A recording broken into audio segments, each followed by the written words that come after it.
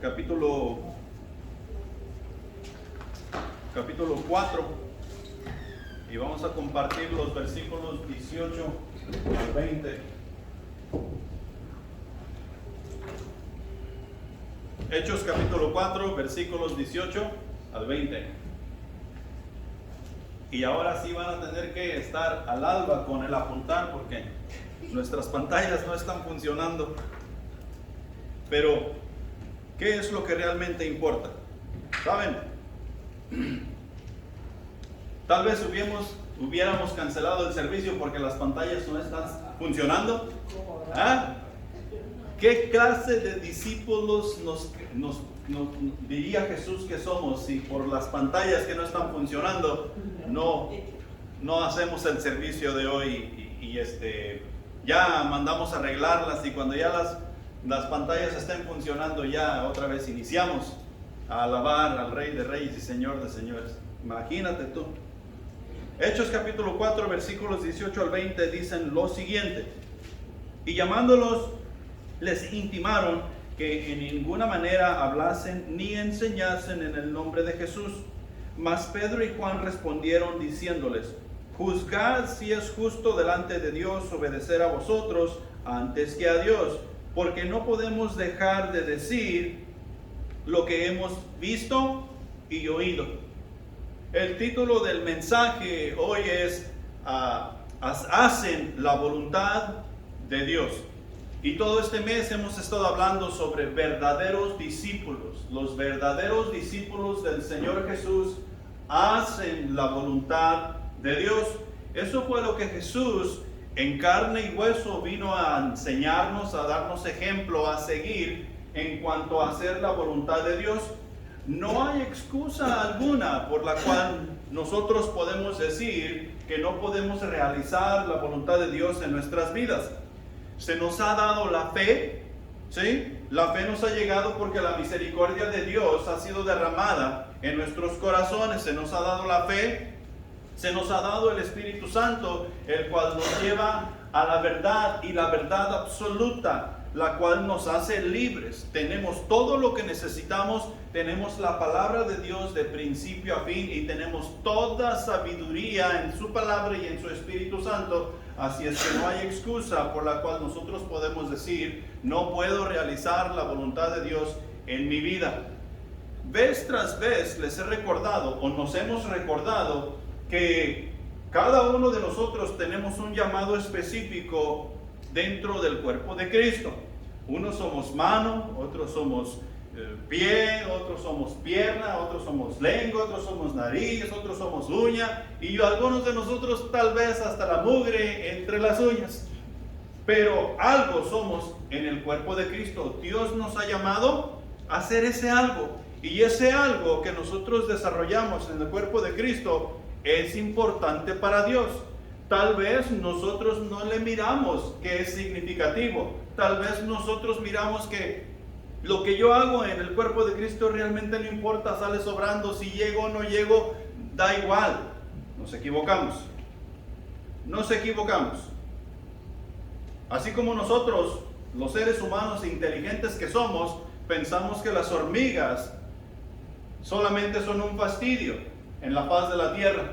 Pensamos que los zancudos solamente es para molestar y hacernos ronchas en nuestros cuerpos. No, cada uno de esos insectos tiene una función que desarrollar en la creación de Dios. De igual manera, nosotros, por más insignificante que sea el llamado que Dios nos ha dado, según nuestro criterio, es importante para la iglesia. Y es importante que nosotros sobre ese llamado desarrollemos su voluntad. Y aquí es donde entramos nosotros en un poco de conflicto. Porque la voluntad de Dios es algo con lo que todo cristiano batalla. Si hay un cristiano sobre la faz de la tierra que dice: oh no, yo nunca batallo con la voluntad de Dios, ese cristiano tal vez está haciendo lo que no debe de estar haciendo. Es cierto que algunas de las cosas en cuanto a la voluntad de Dios son fáciles de interpretar, son fáciles de decir: esto es la voluntad de Dios.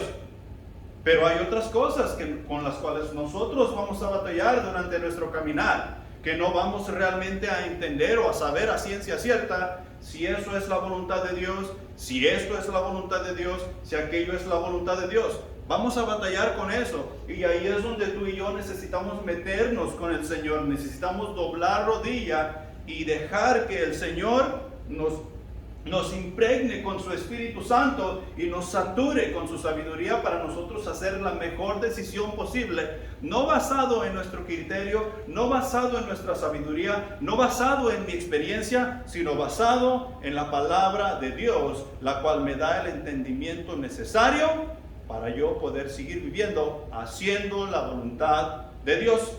Unas cosas van a ser fáciles y otras no muy fáciles. Eso es más que seguro.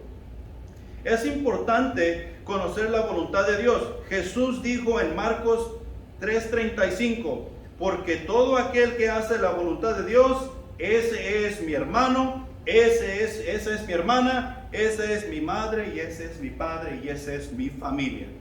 Entonces, si nosotros no hacemos la voluntad de Dios, nosotros nos encontramos en serios problemas. Jesús está declarando que todo aquel que hace la voluntad de Dios, ese es su hermano y su hermana y su madre.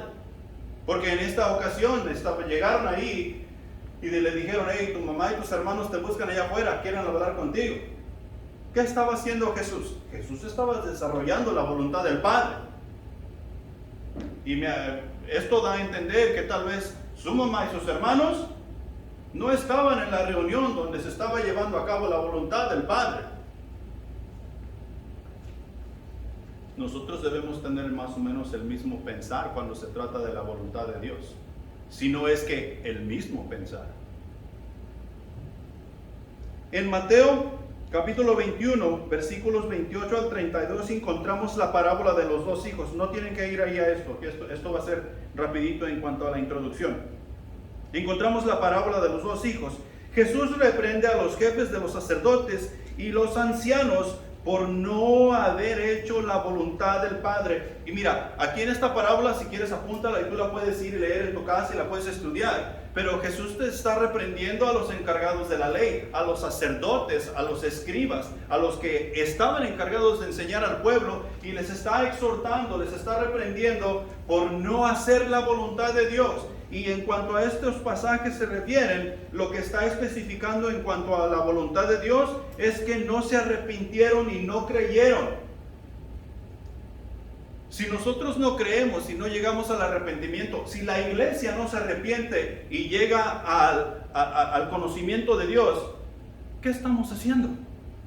Nada, absolutamente nada, y no sirve de nada que nos estemos reuniendo. El cristiano se nos enseña a vivir vidas arrepentidas. Eso quiere decir que cada vez que yo me levanto en la mañana, yo debo de aprender a vivir una vida arrepentida. Eso no quiere decir que tengo que andar triste por todos lados, llorando y estoy tan arrepentido de haber dormido. No quiere decir eso. No quiere decir eso. Quiere decir que tú sepas en tu corazón que tú te has arrepentido para con Dios y que quieres hacer lo que es correcto moralmente. Quieres hacer lo que es correcto ante la justicia de Dios. No la justicia del mundo, la justicia de Dios. Tú quieres hacer correcto ante los principios que enseña la palabra de Dios. Eso es lo que quiere decir vivir vidas arrepentidas. Y claro, cuando nosotros cometemos un error, arrepentirnos, ir con Jesús. Abogado tenemos para con el Padre, a Jesucristo el justo. Ir con Jesús y hablar con Él y pedirle que nos perdone por la falta que hemos cometido y restaurar nuestra relación para con Dios, para poder vivir en paz. Esa es la voluntad de Dios, y esa es la razón por la cual Jesús estaba exhortando, regañando a los fariseos y a los saduceos, escribas. En este caso, lo más básico de la voluntad de Dios es arrepentirse del pecado y confiar en Cristo. Si no hemos dado este primer paso, entonces aún no hemos aceptado la voluntad de Dios. Este es el primer paso para aceptar la voluntad de Dios. Una vez que recibimos a Cristo por fe, somos hechos hijos de Dios, según Juan capítulo 1, versículos 11 y 12. No hay de otra. No hay de otra. Por medio del arrepentimiento, o sea, la voluntad de Dios, nosotros llegamos al conocimiento de Cristo Jesús, le aceptamos como Salvador, según Juan, capítulo 1, versículos 11 y 12. Entonces, Dios le ha dado potestad que a todo aquel que en Él cree, sea hecho hijo de Dios. O sea, que nos convertimos en medios hermanos de Jesús, hijos adoptados a la familia de Dios por fe. Eso es lo que nosotros somos cuando hemos creído. Dios desea guiarnos en su camino. No está tratando de ocultar su voluntad, porque para nosotros, para algunos de nosotros, la voluntad de Dios es súper difícil. Es súper difícil porque no queremos dar nuestro brazo a torcer. Y es tan súper difícil. Por ejemplo, no sé si yo deba ir al servicio de celebración hoy.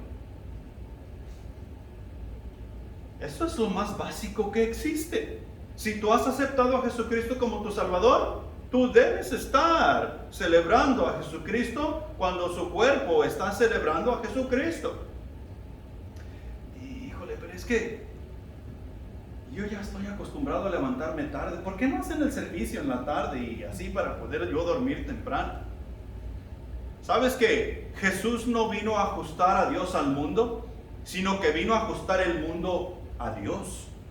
Y eso lo vemos en su palabra una y otra vez, con enseñanza, con autoridad y con ejemplo de su propia persona, para que nosotros tuviésemos pasos a seguir y no erráramos en cuanto a la voluntad de Dios.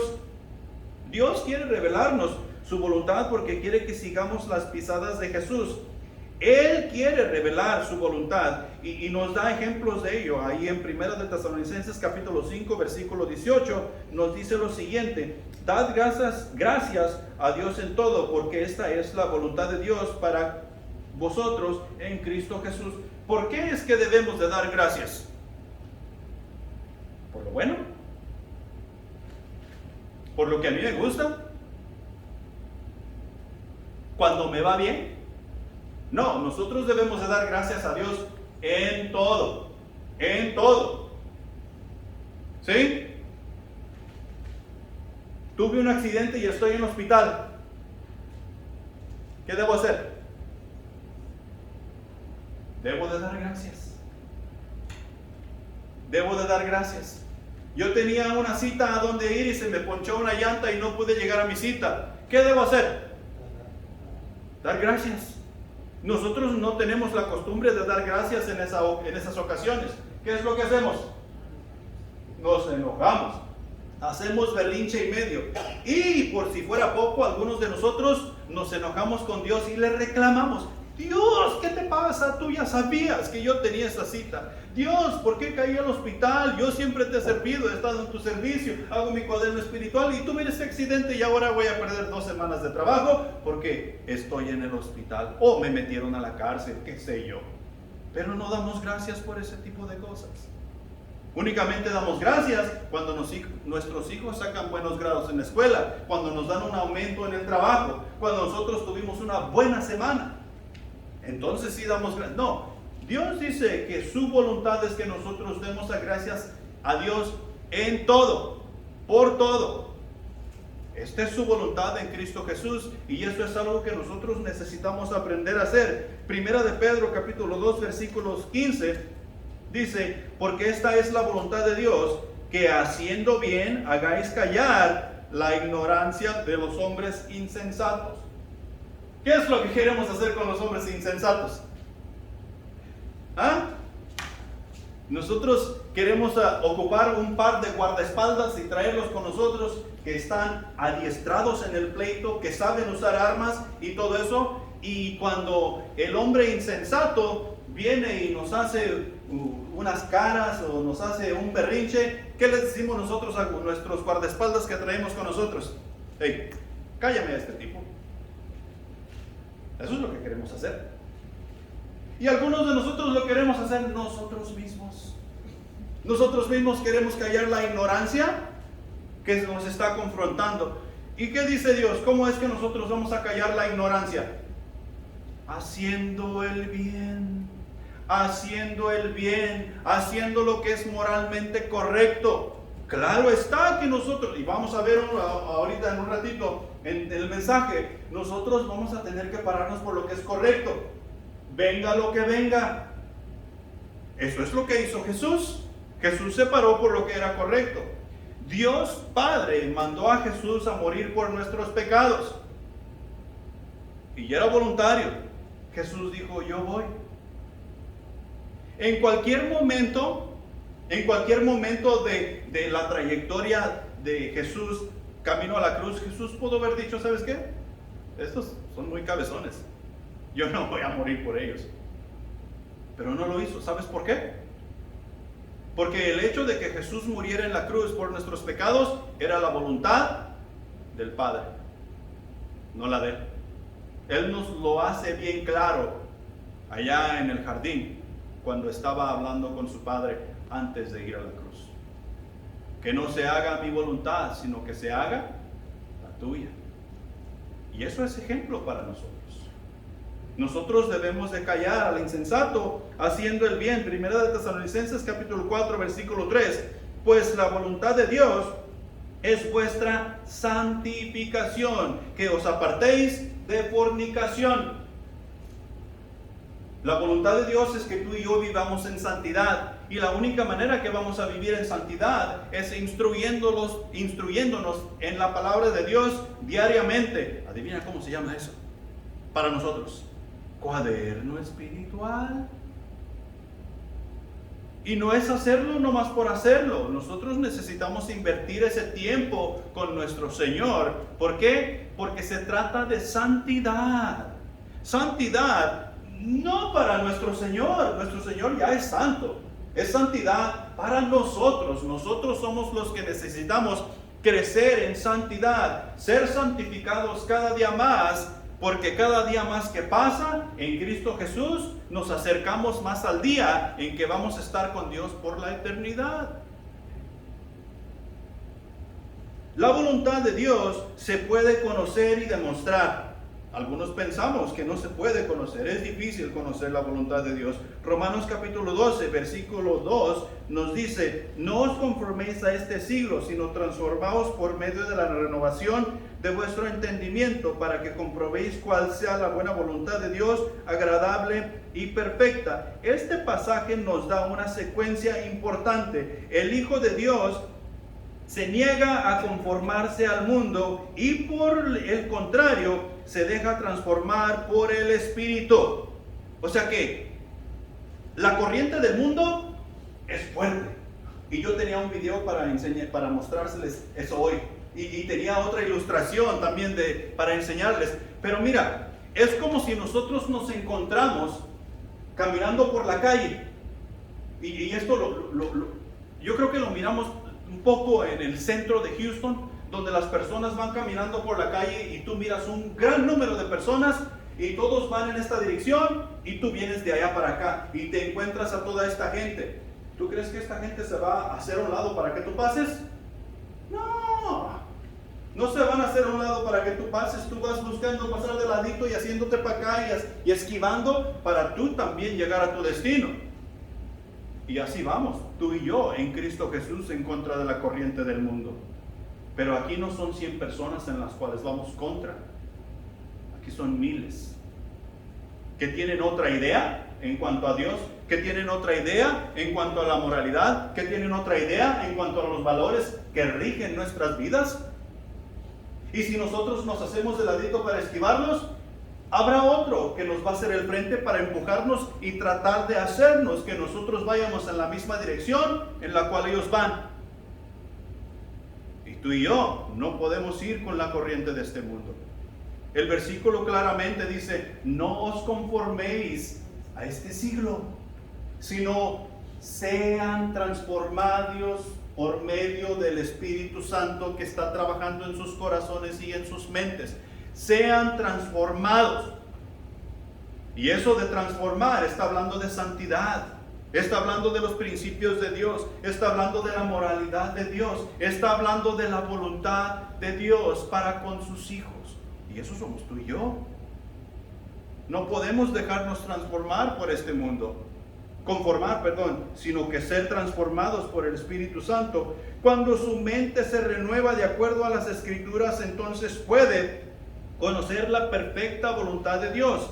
Ahora, esto requiere paciencia. ¿Sabes qué es paciencia? Paciencia es un fruto del Espíritu que únicamente viene cuando dejamos que el Espíritu Santo comience a trabajar en nuestros corazones y en nuestras mentes. Es que podemos producir esa paciencia la cual necesitamos para que la voluntad de Dios nos sea revelada y digamos, ahí está, eso es lo que voy a hacer. Pero si no leemos nuestra Biblia, si no estudiamos nuestra Biblia, si no tenemos comunión con el Espíritu Santo, si no dejamos que Jesús nos forme y arranque de nosotros lo que nos sirve, nunca vamos a entender la voluntad de Dios. Este asunto de estar en la iglesia es de suma importancia para todos, grandes y pequeños. Entonces, punto número 1. El cristiano es intimidado para no hacer la voluntad de Dios. Y aquí es donde se encontraban Juan y Pedro. Si tú lees todo el pasaje, comienza desde el versículo 1 del capítulo 4, y tú vas a leer, si tú ves en tu Biblia, tal vez tu Biblia allí dice que esta es la primera persecución de los cristianos. ¿Sí? Allí dice. Bueno, la mía dice, no sé en la tuya. Pero es la primera persecución. Pedro y Juan estaban siendo intimidados para que no hicieran qué. Para que no hablaran ni enseñaran en el nombre de ese tal Jesús. Porque el enseñar y el hablar en el nombre de ese tal Jesús, decían los fariseos, escribas y saduceos, eso está perturbando nuestro plan. Estás alborotando al pueblo y se están saliendo de nuestro control. Así es que no enseñes en el nombre de Jesús. Ya tranquilo, cállate, vete a casa. Pedro y Juan son confrontados por las autoridades judías. Y nota, fíjate el versículo 13 del capítulo 4 ahí de Hechos. Entonces, viendo el denuedo de Pedro y de Juan, y sabiendo que eran hombres sin letras y del vulgo, se maravillaban y les reconocían que habían estado con Jesús. Eran hombres sin letras, quiere decir que ellos no traían la sopa de letras, o no se sabían el abecedario, o qué cosa. No quiere decir que ellos no tenían educación, como los fariseos, saduceos y todos los demás feos, que sí tenían educación, tenían sus títulos, tenían sus doctorados, habían ido al colegio, habían estado con algún maestro de renombre, y por eso se encontraban en el Sanedrín. Y Pedro y Juan, hombres del vulgo, unos simples campesinos, pescadores, tal vez mal vestidos, todos barbones, todos greñudos, pero habían hecho un gran milagro, habían hecho una gran maravilla, no por ellos, sino por la mano de Dios que había sido manifestada en ellos, pero ellos fueron confrontados a que dejaran de hacer tal cosa, a que dejaran de enseñar y estar haciendo los milagros que Dios quería hacer con ellos. Los cristianos alrededor del mundo estamos siendo confrontados. Y mira, no somos intimidados por el gobierno, por el mundo en general. Somos intimidados mayormente por otros llamados cristianos, organizaciones religiosas que tratan de sofocar la verdad para así llevar a cabo su agenda. ¿Sabes cómo le llaman a eso? Guerra Santa. Y esto no es nada nuevo. No es nada nuevo. Nosotros podemos irnos a la historia y nosotros podemos ver cómo ha habido tanta guerra para callar, para sofocar la verdad que en Cristo Jesús tenemos y que personas no puedan llegar a la salvación. Seguimos siendo intimidados, no meramente por el gobierno, no meramente por el mundo, sino por organizaciones que dicen ser cristianas. Nosotros mismos estamos en guerra con otras iglesias. No podemos trabajar juntos. Y el día que decidimos trabajar juntos, salen bien algunas veces las cosas, pero últimamente vamos a salir de pleito. Y eso no debe de ser así. Eso no debe de ser así. No nos podemos llevar bien entre pentecostales, bautistas, católicos, testigos de Jehová, porque todos decimos ser mejor que el otro grupo y nos perseguimos los unos a los otros. ¿Cuántas iglesias sabemos aquí en Livingston? Un montón.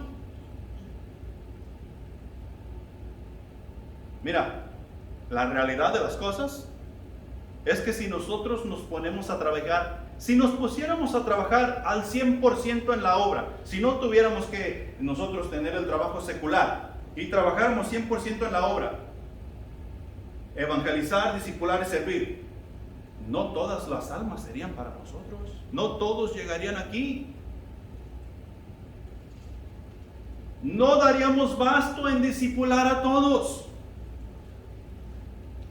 ¿Cuántas personas hay en la ciudad de Livingston? Algunas 6,000, 7,000, el censo dice que son cerca de las 6,000. Pero aquí no estamos hablando de la ciudad de Livingston, estamos hablando del condado de Polk. Porque algunos de nosotros vivimos en la ciudad, pero otros vivimos en el condado. En el condado de Polk County. ¿Ok? Entonces, no puedes decir, es que yo no puedo evangelizar a esta gente que está fuera de la ciudad. Yo tengo que irme a los límites de la ciudad porque eso es lo que Dios ha dicho. ¿Estás seguro que eso es lo que Dios ha dicho? Cuando Dios me mandó para acá en el 2012, nos mandó a Livingston, entonces, ¿qué estamos haciendo fuera de los límites de la ciudad?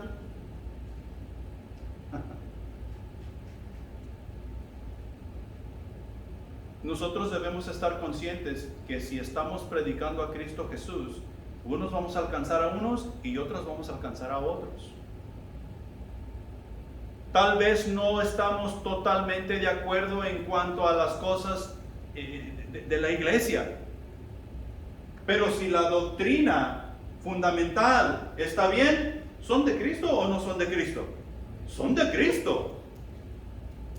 No nos enfoquemos en cosas secundarias y tratemos de trabajar juntos, porque nos estamos intimidando, no el mundo para con nosotros, no el gobierno para con nosotros, sino organizaciones que decimos llamarnos cristianas.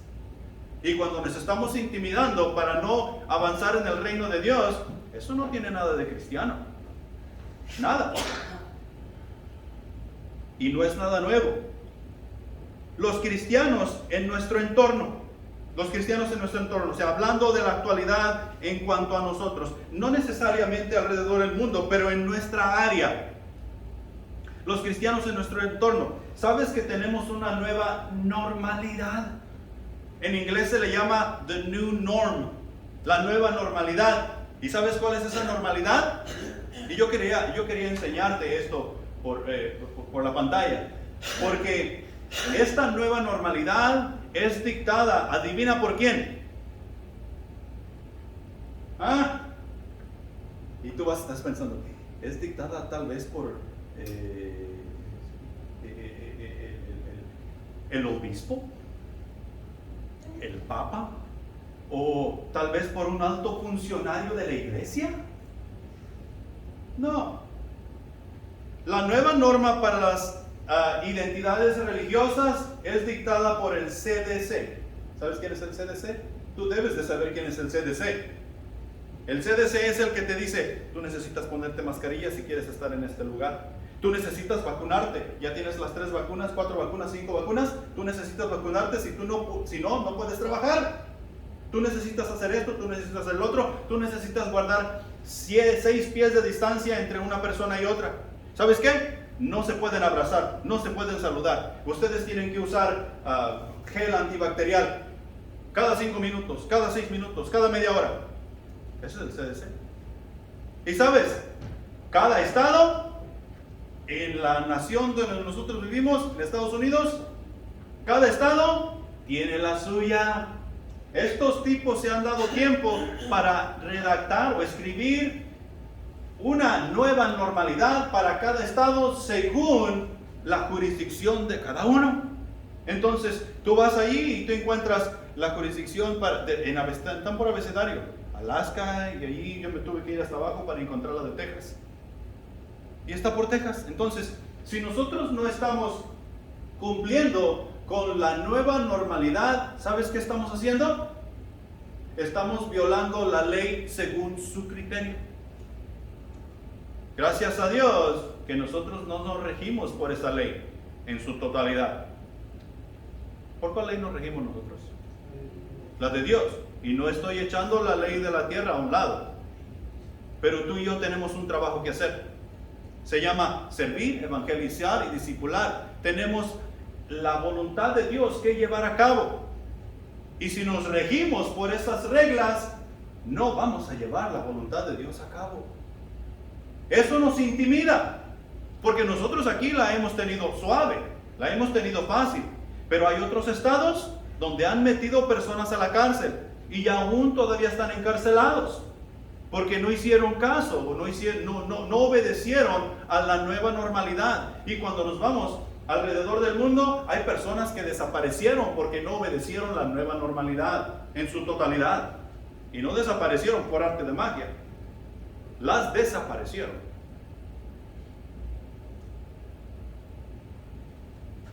No nos podemos dejar intimidar. Juan y Pedro no se dejaron intimidar. Los principios morales y valores familiares están siendo arrancados poco a poco, así como la rana es puesta en una olla de agua fría y puesta a la estufa.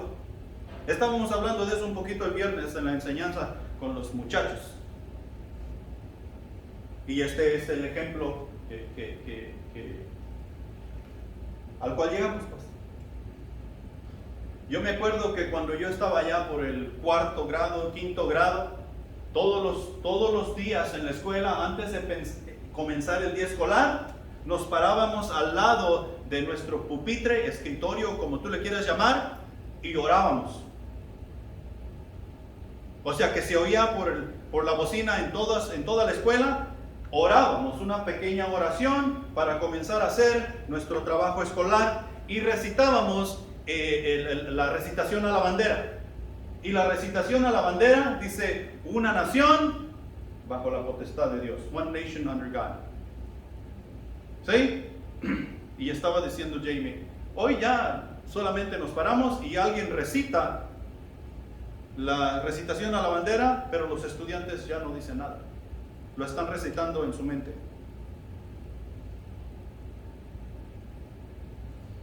Han quitado las Biblias de las bibliotecas en una ciudad aquí en Texas. No pueden tener Biblias.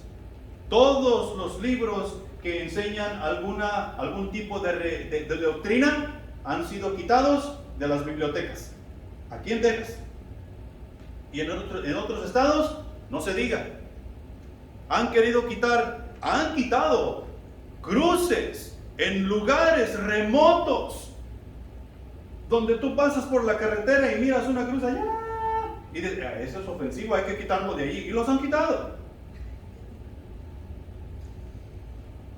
Un montón de cosas que se están haciendo para quitar cosas que enseñan principios, y nosotros decimos, no es nada. Pero empiezan cosa por cosa, por cosa, por cosa. ¿Sabes cómo se muere la rana que pusiste en la olla con agua fría? Tú pusiste la rana en una olla de agua fría y la rana dice, aquí está, se siente bien. Entonces tú pones la olla sobre la estufa y le prendes, y la agua no se va a calentar así, el agua se va a calentar gradualmente, y la rana va a estar en el agua fría y ahí va a andar nadando. Y va a andar nadando, el agua se va a estar calentando y calentando. La rana no se da cuenta que el agua se está calentando, y se está calentando y se está calentando y la rana anda tranquila. ¿Y sabes qué va a pasar con la rana? Se va a morir hervida. Y eso es lo que nos está pasando a nosotros.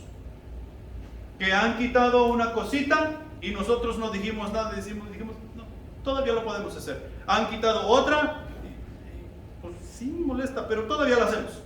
Y han quitado otra y otra. Ahora ya no oramos.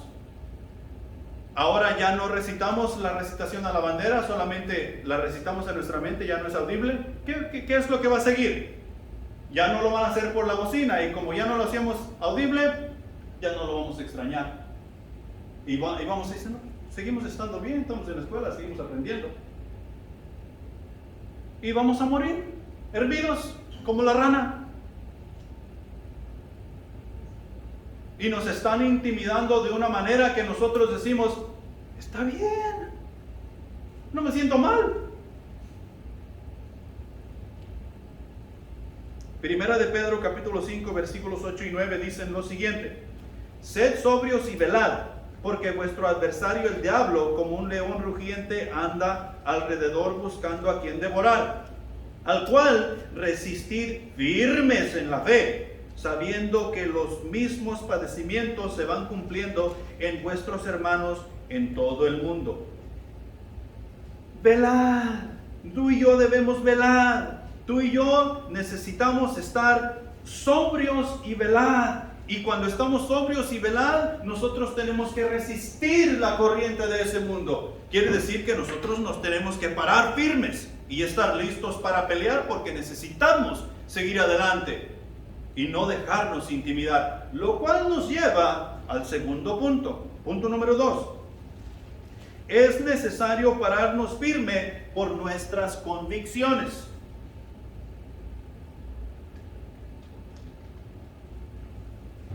Y cuando digo nuestras convicciones, no estoy hablando de mi persona, no estoy hablando de nuestra persona en particular. Estoy hablando de la convicción que hemos obtenido en Cristo Jesús.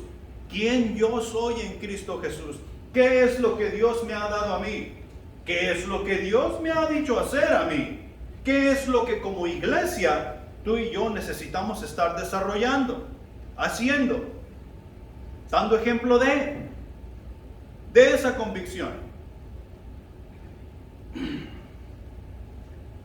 Pedro y Juan estaban plenamente convencidos de lo que con Jesús habían oído y visto, y de lo que ahora, con la llegada del Espíritu Santo, habían entendido.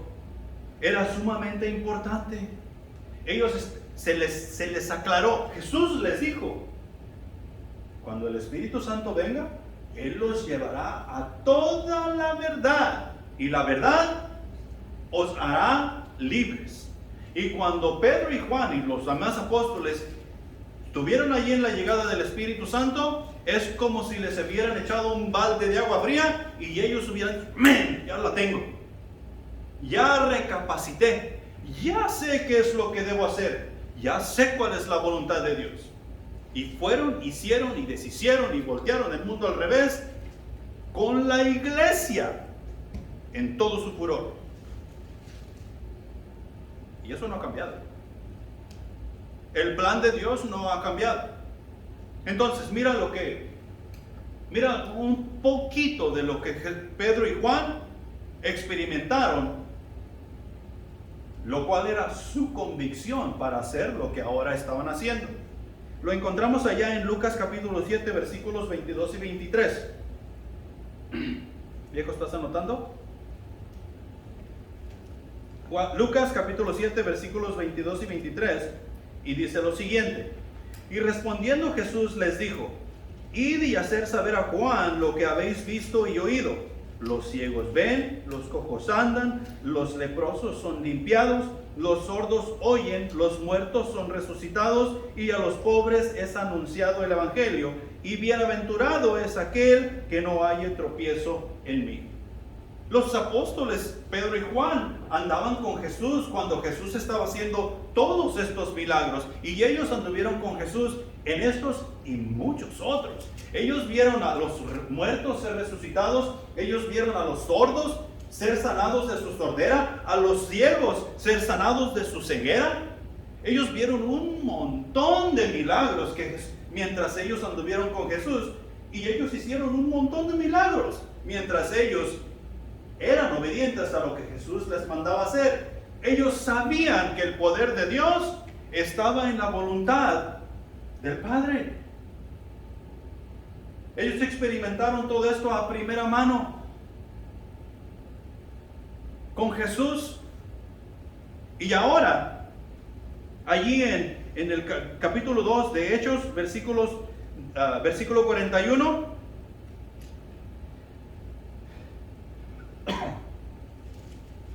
Pedro y Juan dice: así que los que recibieron su palabra fueron bautizados, y se añadieron aquel día como 3,000.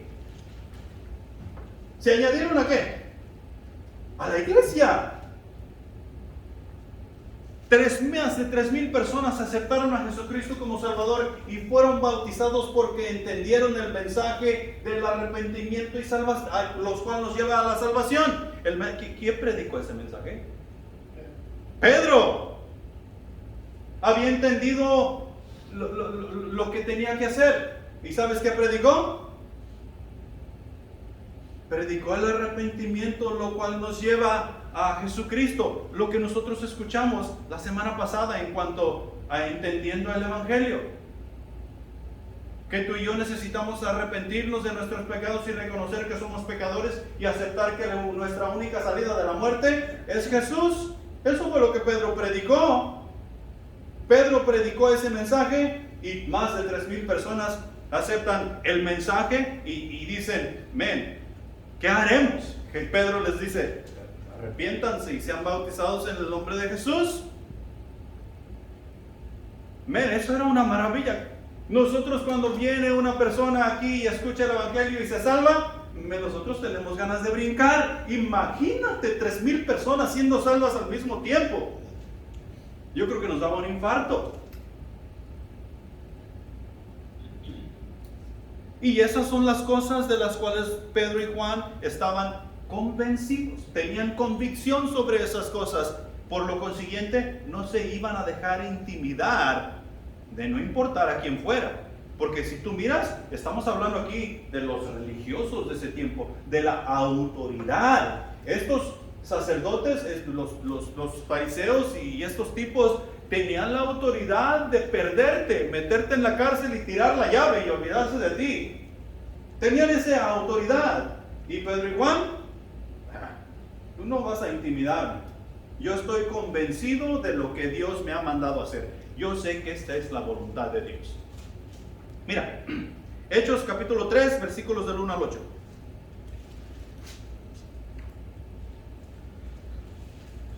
¿Ya estamos ahí? Pedro y Juan subieron junto al templo a la hora novena, la de la oración, y era traído un hombre cojo de nacimiento, a quien ponían cada día a la puerta del templo, que se llamaba La Hermosa, para que pidiese limosna de los que entraban en el templo.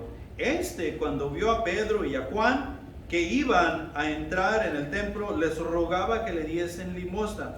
Pedro, con Juan fijando en él los ojos, le dijo: míralos. Entonces él le estuvo atento, esperando recibir algo de ellos. Mas Pedro dijo: no tengo plata ni oro, pero lo que tengo te doy. En el nombre de Jesucristo de Nazaret, levántate y anda. Y tomándole por la mano derecha, le levantó, y al momento se le afirmaron los pies y tobillos, y saltando se puso en pie y entró con ellos en el templo, andando y saltando y alabando a Dios. Aquí había sucedido un milagro. ¿Sucedió un milagro por la mano de quién? De Pedro, con el poder del Espíritu Santo. Porque Pedro le dijo: ¿sabes qué? Yo no tengo dinero, estoy pobre, pero lo que tengo te lo doy en el nombre de Jesús de Nazaret. Levántate y anda. Y por si fuera poco, tal vez Pedro pudo haber dicho: bueno, por si no me crees, echa la mano para acá, levántate. Y Pedro le ayudó a levantarse. ¿Y qué sucedió? El tipo se levantó y saltó. Y no solamente se levantó y saltó, sino que entró a la oración con ellos. ¿Sabes qué hizo inmediatamente después de haber sido sanado este paralítico? La voluntad de Dios. Entró al tiempo de oración, alabando a Dios, la voluntad de Dios. Si es que Pedro estaba más que convencido, él tenía más que convicción de que, hey, yo no me voy a dejar intimidar por estos cuates. No importa que tantas armas traigan, no importa qué es lo que me hagan, yo no me voy a dejar intimidar. Yo estoy convencido que estoy haciendo la voluntad de Dios. Todos los milagros que experimenté con Jesús, todas las personas que acaban de recibir a Cristo como su Salvador y han sido bautizadas, y mira ahora mira este. Un hombre que había sido cojo de nacimiento y tenía más de 40 años. Esto, cuando te vas a la cultura, a lo que creían, es que alguien que había estado enfermo por más de 40 años y había nacido de esa manera, ese está perdido en el pecado y ese no tiene remedio. Esa es la creencia que ellos tenían. Y ahora es sanado por la mano de Pedro, por el poder del Espíritu Santo. Él estaba más que convencido. Ahora,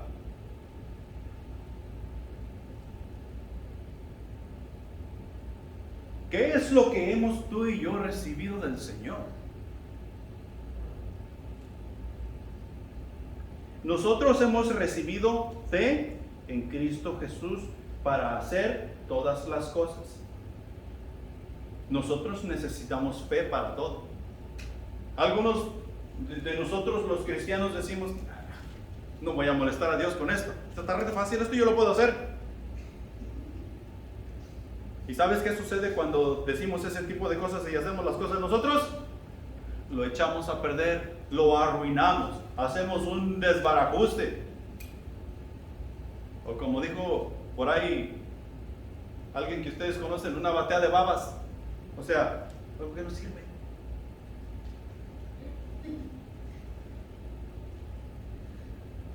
Hebreos 11:1. Es pues la fe la certeza de lo que se espera, la convicción de lo que no se ve.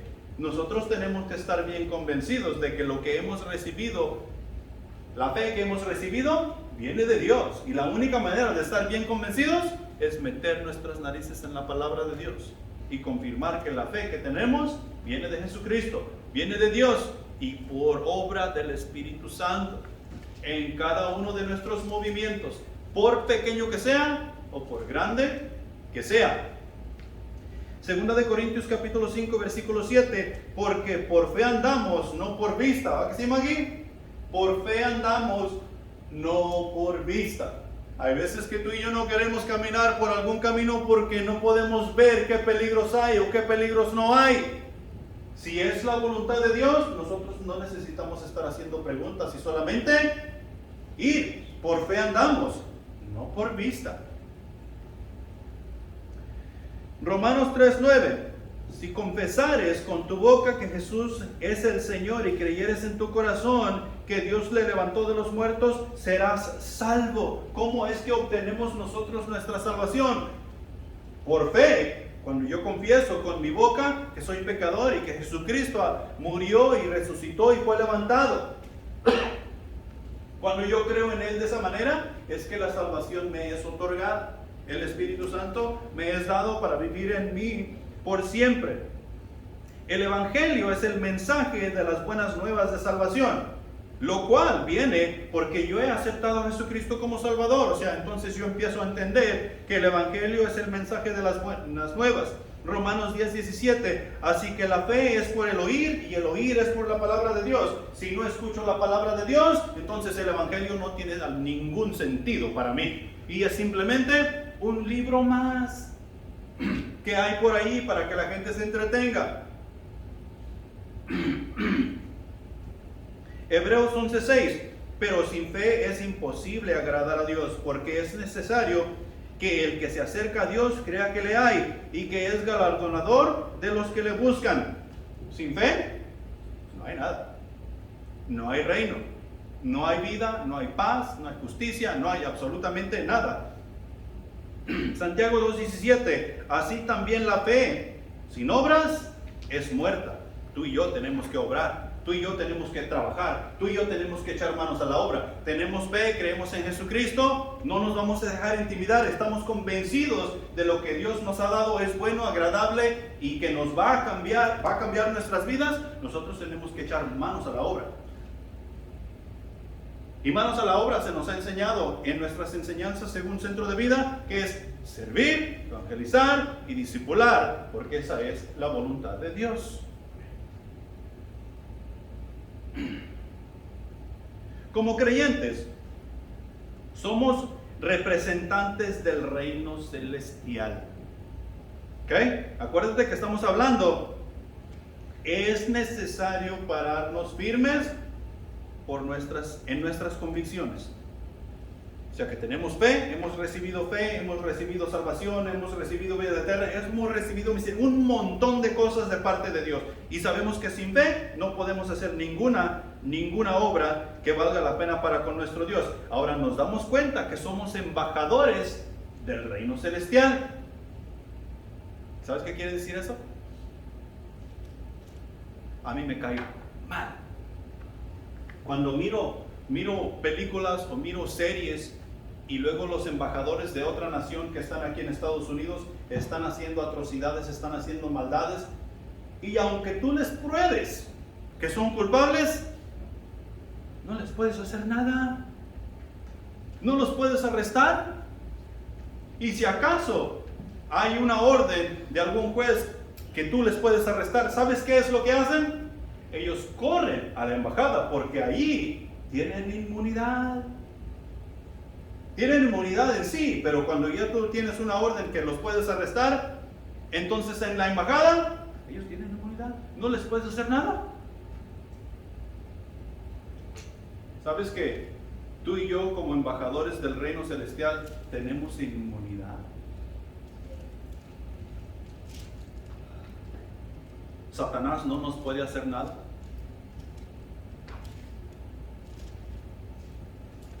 No estoy hablando de esta carne.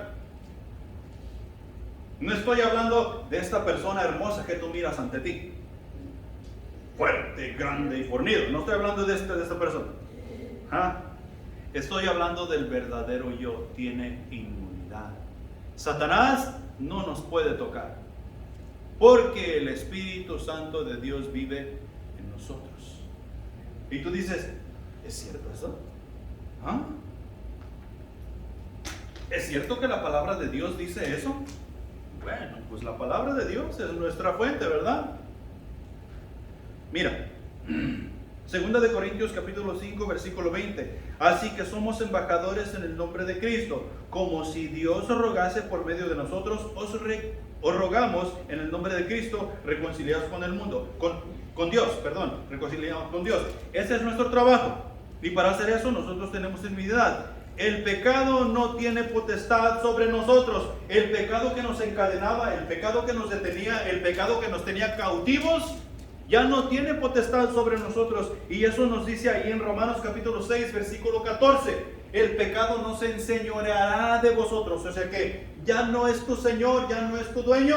Tú no tienes por qué estarle haciendo caso al pecado. Tú tienes la autoridad en el nombre de Jesús de decir al pecado, afuera. Tú no tienes lugar, no tienes cabida en mi vida.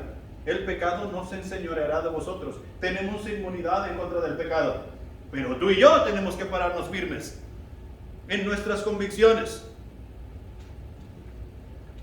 La muerte ha sido vencida en la cruz del Calvario. Nos dice Hebreos capítulo 2, versículo 14. Que Cristo venció la muerte en el Calvario y por consiguiente la muerte no tiene potestad sobre quien cree en Jesús. El que cree en Jesús vive por 24 horas. No, el que cree en Jesús no verá la muerte. Tiene vida eterna. Nuevamente, no estoy hablando de esta carne. Estoy hablando del verdadero yo. Porque eso es lo que Dios mandó salvar, no la carne. Las puertas del infierno no prevalecerán contra la iglesia del Señor, según Mateo capítulo 16, versículo 18. Nosotros no tenemos nada que temer. Simplemente tenemos que estar firmes en nuestras convicciones, ir y hacer la voluntad de Dios. Porque ni las puertas del infierno prevalecerán contra la iglesia del Señor. Otra vez, no será fácil, pero eso no quiere decir que es imposible. O sea que nosotros tenemos todo el poder para hacer las cosas. Está en Cristo Jesús. No podemos dejarnos intimidar, sino que necesitamos estar firmes en nuestras convicciones para ir y hacer. Ahora, punto número 3. Es la voluntad de Dios hablar lo que hemos visto y lo que hemos oído. Eso es exactamente lo que Pedro y Juan estaban haciendo ahí en Hechos capítulo 4. Y porque estaban hablando lo que habían visto y oído, ahora son confrontados y son intimidados y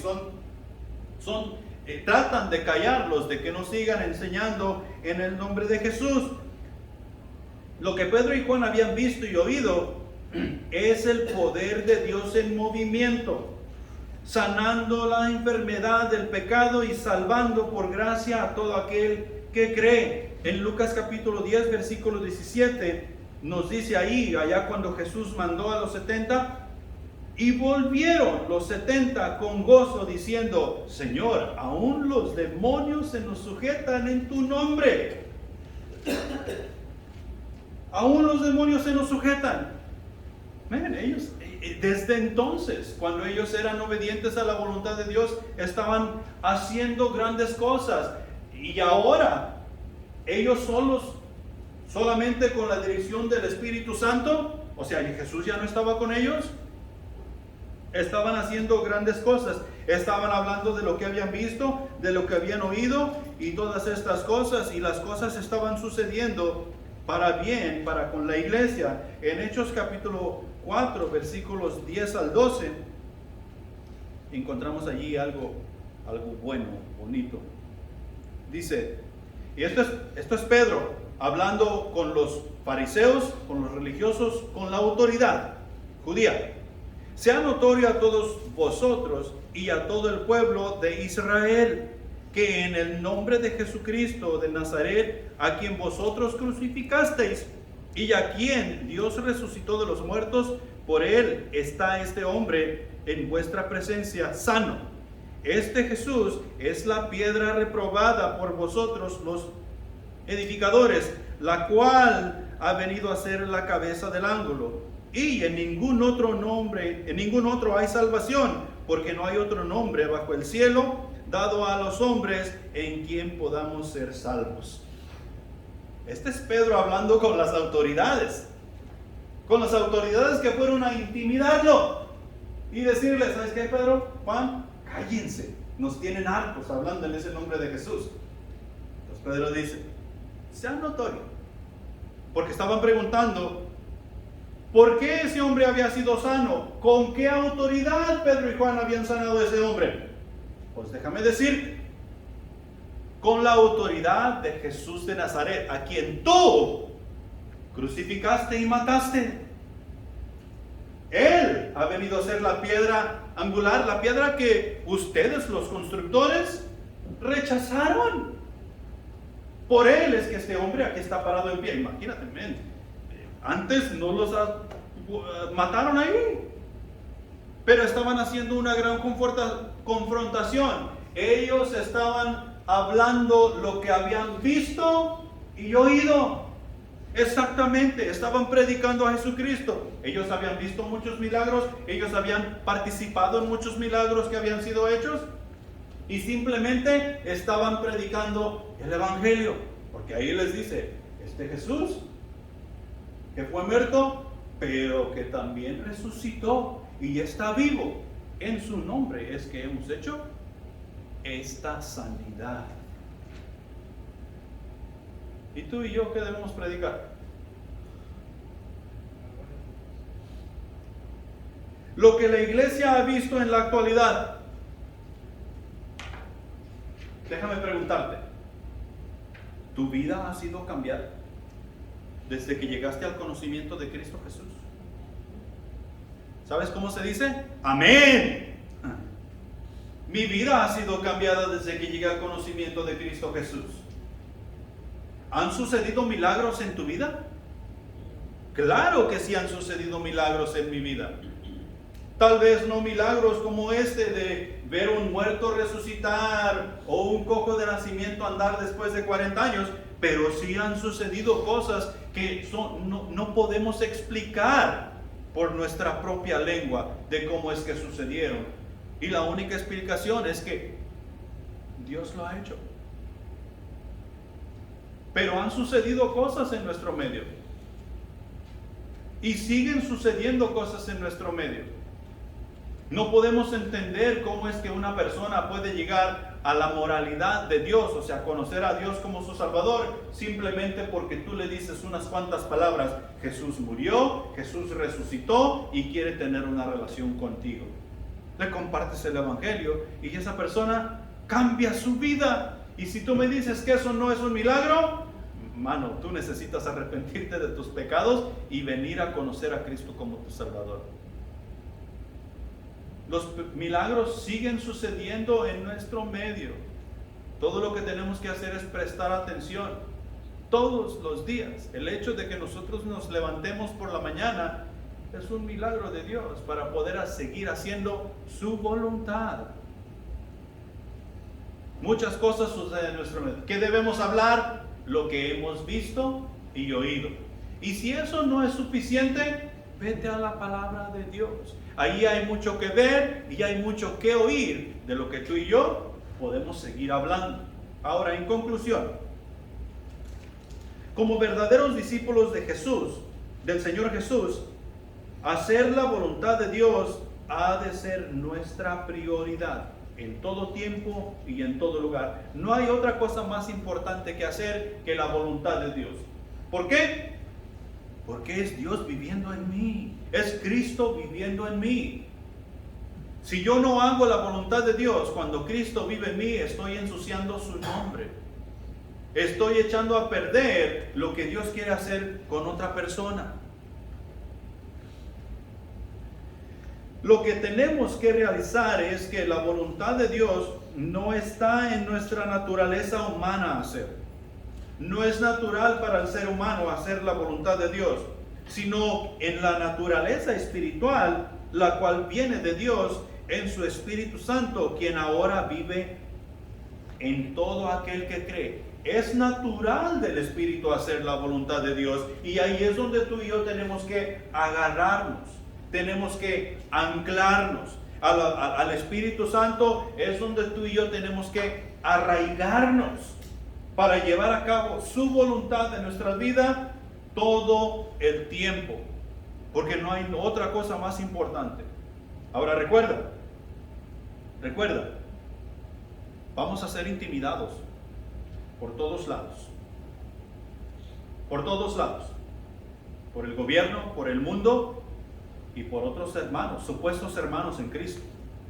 Y a veces que vamos a ser intimidados nosotros mismos los unos con los otros, porque no estamos en el lugar apropiado donde necesitamos estar. ¿Qué es lo que necesitamos hacer? Nosotros necesitamos pararnos firmes en nuestras convicciones. ¿Qué es lo que hemos recibido del Señor? ¿Qué es lo que nos ha enseñado el Señor? ¿A dónde nos ha llevado el Señor? ¿Qué está haciendo el Señor con nosotros? Necesitamos pararnos firmes en esas convicciones. Y es la voluntad de Dios hablar lo que hemos oído y lo que hemos visto.